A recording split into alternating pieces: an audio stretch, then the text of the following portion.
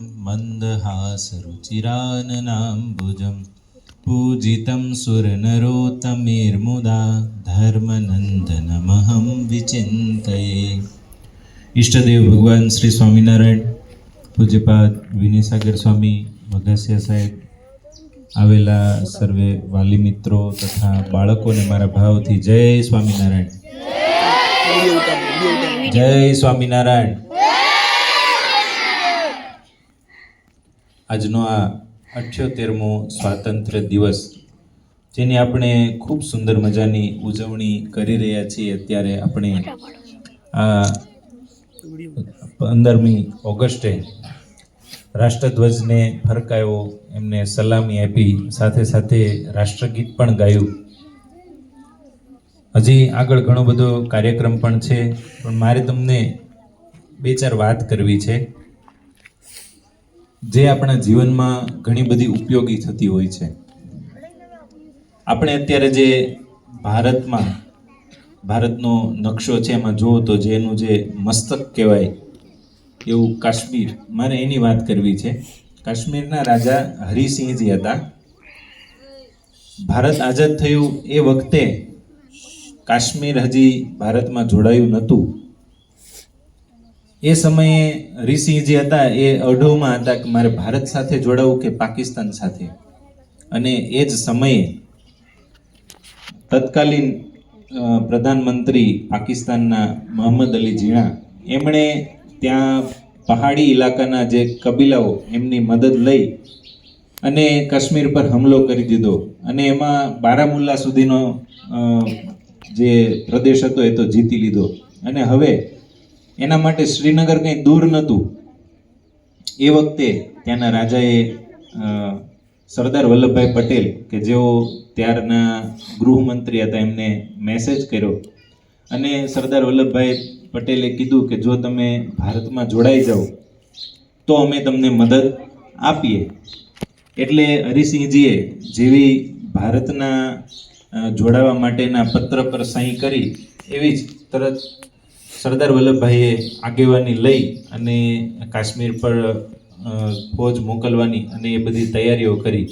અને ત્યારના વડાપ્રધાન પંડિત જવાહરલાલ નહેરુ હતા, એમને એક મેસેજ કર્યો ફોન કરીને કે આવતીકાલે હું શ્રીનગર જવાનો છું। ત્યારે જવાહરલાલ નહેરુએ કીધું કે આટલા બધા યુદ્ધની વચ્ચે તમે જશો, તમારાથી ત્યાં ન જવાય। ત્યારે સરદાર વલ્લભભાઈએ કીધું મેં તમને પૂછવા માટે ફોન નથી કર્યો, મેં તમને જણાવવા માટે ફોન કર્યો છે, હું કાલે જવાનો છું એમ। એટલે જવાહરલાલે ચિંતા વ્યક્ત કરી, અને છતાંય સરદાર વલ્લભભાઈ ન માન્યા અને ફોન મૂકી દીધો। અને એર માર્શલ હતા બુચર, એમને સરદાર વલ્લભભાઈએ કીધું કે કાલે શ્રીનગર જવાનું છે તો મારું હવાઈ જહાજ તૈયાર રાખજો। ત્યારે એર માર્શલે કીધું કે સાહેબ અત્યારે ત્યાં ન જવાય, ત્યાં ખૂબ યુદ્ધનો માહોલ છે, તો તમે ત્યાં જાઓ તો સુરક્ષાનું શું? ત્યારે સરદાર વલ્લભભાઈએ પ્રશ્ન કર્યો કોની સુરક્ષા? એટલે એર માર્શલ કે તમારી સુરક્ષા। જો હું મારી સુરક્ષાનું વિચારું તો દેશની સુરક્ષાનું શું? અને એવા યુદ્ધના માહોલની વચ્ચે પણ સરદાર વલ્લભભાઈ તેઓ બીજા દિવસે શ્રીનગર ગયા, અને આજે આપણી પાસે આ શ્રીનગર કહેતા કાશ્મીર ભારતનું એક અંગ છે। એ જો કોઈ એનું મૂળ એના પ્રણેતા હોય તો એ હતા સરદાર વલ્લભભાઈ પટેલ, નહીતર આજે ભારત પાસે કાશ્મીર ન હોય।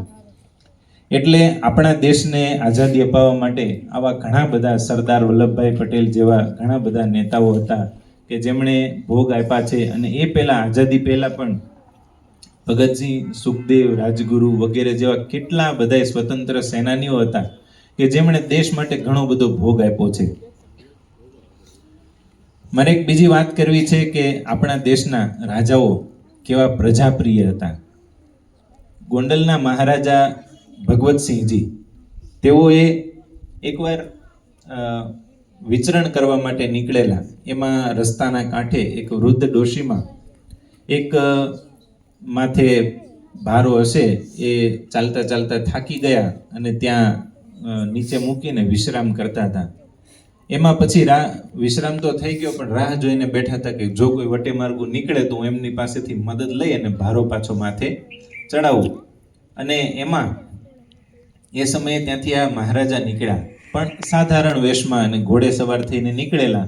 એટલે માજીએ રાજાને ઊભા રાખ્યા, કીધું કે બેટા મને આ ભારો ચડાવતો જાને. તો કે સારું માજી, લો ભારો ચડાવો એમ કરી અને મહારાજાએ માજીને માથે ભારો ચડાવ્યો. અને પછી ડોશીમાં બોલતા ગયા કે અહીંયા જો થાકલા કર્યા હોય ને તો આ કોઈની જરૂર ન પડે, પણ એ કે આમાં આપણું સાંભળે કોણ? એટલે મહારાજે હળવે કરીને ડોશીમાને પૂછ્યું, માજી આ થાકલા શું? એટલે કે એ થાકલા એટલે અહીંયા જે બે પથ્થર ઊભા કરીને એના ઉપર એક આડો પથ્થર મૂકી દઈને તો એની ઉપર આ ભારો ઉતારી દેવાય અને વળી થાક ખવાઈ જાય એટલે પાછા ભારો લઈને હાલતા થવાય. એટલે મહારાજાએ સાંભળી લીધું અને પછી ત્યાંથી રવાના થયા. થોડા જ સમયમાં ગોંડલ પહોંચી અને તરત ત્યાંના આગેવાનો કે જે અમલદારો હતા એમને આદેશ કર્યો કે દરેક જગ્યાએ થાકલા ગોઠવવામાં આવે અને 1 માઇલના અંતરે ગોઠવવામાં આવે. આજે પણ એ સાક્ષી પૂરે છે કે એ થાકલાઓ કહેતા માઇલસ્ટોન, જેમની શરૂઆત મહારાજા ભગવતસિંહજીએ કરેલી, અને આજે પણ એ માઇલસ્ટોન હજી ઘણી ઘણી જગ્યાએ ઊભા છે. કેમ તો કે પોતાની પ્રજાને કોઈ પણ પ્રકારે દુઃખ ન પહોંચે. તો આપણે પણ એક એવું કંઈક વિચારીએ કે આપણાથી કોઈને દુઃખ ન પહોંચે, આપણે કોઈકને મદદરૂપ થઈએ. જો બાળમિત્રો, તમે અત્યારે અભ્યાસ, તમારી સાથેના બાળકો છે, કોઈને કંઈક તકલીફ હોય ક્લાસમાં, કોઈને કંઈ વસ્તુની જરૂરિયાત હોય અને ક્યારેક કોઈ છે પેન્સિલ ભૂલી ગયા છે, તો તમે એને આપો, કોઈને મદદ કરો. જો મદદ કરવાની ભાવના હશે ને તો તમે ક્યારેય પણ જીવનમાં પાછા નહીં પડો. તમે કોઈકને સારું આપ્યું હશે તો તમને સામેથી સારું જ મળશે, પણ તમે જો કોઈને ખરાબ આપ્યું હશે, તમે કોઈને ઓછું આપ્યું હશે તો એનું પરિણામ પણ ઓછું જ મળશે. આપણે ઘણી વખત સામેની વ્યક્તિઓ પાસેથી સારું મેળવવાની ઈચ્છા રાખતા હોઈએ, પણ આપણે કોઈને સારું આપવા માટે ઈચ્છતા ન હોઈએ તો ક્યારેય આપણને સારું મળે નહીં. હું એક વાત કરું. એક ભરવાડ હતો, એ દૂધનો ધંધો કરે અને રોજ બેકરીમાં પોતે જે માખણ બનાવ્યું એ વેચવા માટે જાય. એમાં જે દુકાનદાર હતા, વેપારી, બેકરીના માલિક, એમને માખણની જરૂરિયાત એટલે એ ભરવાડ પાસેથી રોજે 1 કિલો માખણ ખરીદે. બન્યું એવું કે એકવાર આ વેપારીએ માખણ જોયું તો એમને થયું કે આમાં કંઈક ઓછું લાગે છે, એટલે એણે વજન કાંટા પર જોખ્યું તો માખણ 900 ગ્રામ થયું. વેપારીને બહુ ગુસ્સો આવ્યો કે આ કેટલા દિવસથી ઓછું આવે છે પણ મને ખબર નથી, એટલે મારે હવે જોવું છે. એને ભરવાડને કોઈ વાત ન કરી કે આ માખણ રોજે ઓછું આવે છે. આ તો નિત્યક્રમ ચાલુ રહ્યો. એમાં ઘણા દિવસ થયા, રોજે 100 ગ્રામ માખણ ઓછું આવે. એમાં એમણે પછી ફરિયાદ કરી કોર્ટમાં કેસ દાખલ થયો અને ન્યાયાધીશે કેસ હાથમાં લીધો.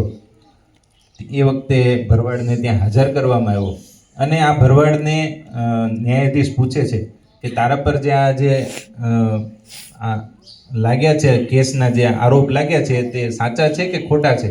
તારે એના વિશે કંઈ કહેવું છે? તારે કોઈ વકીલ રોકવો છે? તો કે ના મહારાજા, હું તો ગામડાનો દેશી માણસ છું, હું એટલો બધો ભણેલો નથી, અભણ છું, પણ મને એટલી ખબર છે અમારી પાસે વજનિયા તો ન હોય, પણ અમે ગામડામાં વજનિયાથી નહીં પણ પથ્થરથી આને તોલીએ. એટલે મને એટલી તો ખબર જ છે કે જે વજનિયા હોય એના કરતાં અમારા પથ્થરનો વજન વધારે હોય. ત્યારે પેલા ન્યાયાધીશે પૂછ્યું તો પછી એમાં 100 ગ્રામ માખણ ઓછું કેમ છે? એટલે ભરવાડે કીધું એનો જવાબ તો આ વેપારી જ આપી શકશે, એ મને ખબર નથી. તો કે કેમ? તો કે હું રોજે આ વેપારી પાસેથી 1 કિલો બ્રેડ ખરીદું છું, મારી પાસે વજનિયા નથી, એટલે આ બ્રેડને જ હું વજનિયા પર મૂકીને એની સામે માખણ જોખીને એને આપું છું. ત્યારે ખબર પડી કે વેપારી જ રોજે 900 ગ્રામ જ બ્રેડ આપતો હતો. એ 100 ગ્રામ ઓછી આપતો હતો, સામે એને 100 ગ્રામ માખણ પણ ઓછું મળતું હતું. કારણ કે પેલો તો અભણ માણસ હતો, એને છેતરપિંડી કરતા નહોતી આવડતી. પણ છેતરપિંડી કરનાર કોણ હતો? પોતે વેપારી જ હતો. ત્યારે જ એને સામે એવું મળતું હતું ને. એમ આપણે પણ કોઈને છેતરપિંડી કરીએ અને ઓછું આપીએ તો આપણને પણ એવું ઓછું મળવાનું છે. માટે ક્યારેય આપણે કોઈને છેતરીએ નહીં અને સારું આપીએ તો હંમેશા સારું મળે. અને આપણને સારું કરવાની ભાવના હોય ને તો ક્યારેય પણ આપણે કોઈનું ખરાબ કરી ન શકીએ ને આપણું પણ કોઈ ખરાબ ન કરે. તમને જો ખ્યાલ હોય તો આપણે જેવું સામેવાળાને આપીએ ને એવું સામેથી મળવાનું જ છે. એવું ક્યારેય ન વિચારવું કે આપણે સામેવાળાને સારું આપીએ છીએ ને આપણને ખરાબ મળે છે. ના, ક્યાંક ને ક્યાંક આપણે કોઈકને ખરાબ આપતા હશું. ક્યાંક ને ક્યાંક આપણી ભાવના એવી નીચી હશે કે જે આપણે બીજાને સારું નથી આપી શકતા, તો એ પણ આપણને એનું પરિણામ પણ એવું જ મળે છે. એક દંપતી હતા જેઓ અમેરિકામાં કેલિફોર્નિયામાં રહેતા હતા. એમનો એકનો એક દીકરો એ બહુ નાની ઉંમરમાં મૃત્યુ પામ્યો. આ વાત છે, હું જે વાત કરું છું એ 1884ની વાત છે. એમનો દીકરો મૃત્યુ પામ્યો, એકનો એક દીકરો. આ દંપતીને થયું કે હવે મારી આ જે સંપત્તિ છે એ તો મારા દીકરાની પાછળ તો કામ ન લાગી, તો હવે મારે કોના માટે રાખવી. એમને થયું કે મારો દીકરાને ભણવાની ખૂબ ઈચ્છા હતી, તો હું કંઈક એવું કરું કે આખા કેલિફોર્નિયાના બાળકોને ભણવા માટે કંઈક વધારે એ લોકોને લાભ મળે અને બધા બાળકોને હું અપનાવી શકું. એટલે એમના દીકરાએ હાર્વર્ડ યુનિવર્સિટી, કે જે દુનિયાની ટોપ 10 યુનિવર્સિટીઓમાં નામ આવે છે એવી હાર્વર્ડ યુનિવર્સિટી, એમાં એ બાળકે એડમિશન લીધું હતું અને માત્ર હજી વર્ષ પણ નહોતું થયું